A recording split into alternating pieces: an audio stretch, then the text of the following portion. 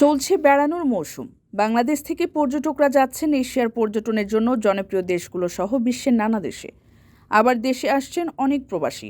এই অবস্থায় উড়োজাহাজের টিকিটের চাহিদা বাড়তেই দাম বাড়িয়েছে এয়ারলাইন্সগুলো, যার ভুক্তভোগী হচ্ছেন যাত্রীরা। এই অবস্থায় টিকিট বিক্রির সঙ্গে সংশ্লিষ্টরা বলছেন, চাহিদা বাড়লে দাম বাড়বে, এটাই স্বাভাবিক। কারণ মন্দা কাটাতে এ সময় ব্যবসা করে নিতে হয়। তবে যাত্রীদের সুবিধার কথা মাথায় রেখে টিকিটের মূল্য সহনীয় রাখতে বিমান সংস্থাগুলোকে চিঠি দিয়েছে সরকার।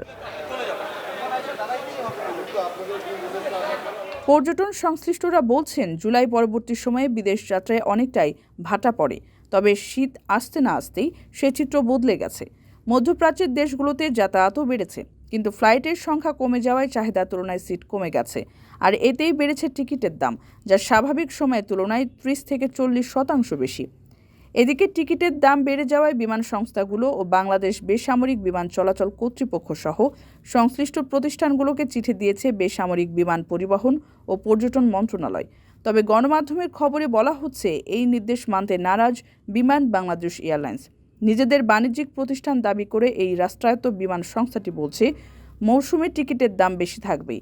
যেহেতু বিমান একটি বাণিজ্যিক প্রতিষ্ঠান, তাই টিকিটের দাম ট্রেন বা বাসের ভাড়ার সঙ্গে মেলালে চলবে না। কারো কাছে স্বপ্ন পূরণ, কারো আনন্দের উপলক্ষ, আবার কারো জীবন পাল্টে দেওয়ার মুহূর্ত, কখনো জীবন বাঁচাতে সর্বোচ্চ গতিতে উড়ে চলা, কারো আবেগের শেষ মুহূর্ত, আপনজনের শেষ বিদায়ে শামিল হওয়া।